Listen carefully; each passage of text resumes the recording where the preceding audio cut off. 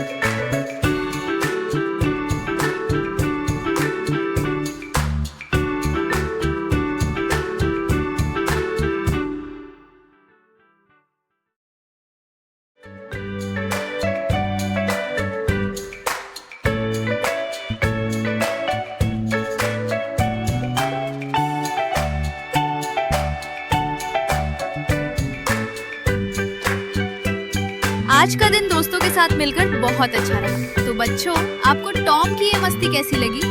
अगली बार फिर मिलेंगे एक और एडवेंचर के साथ। Bye bye.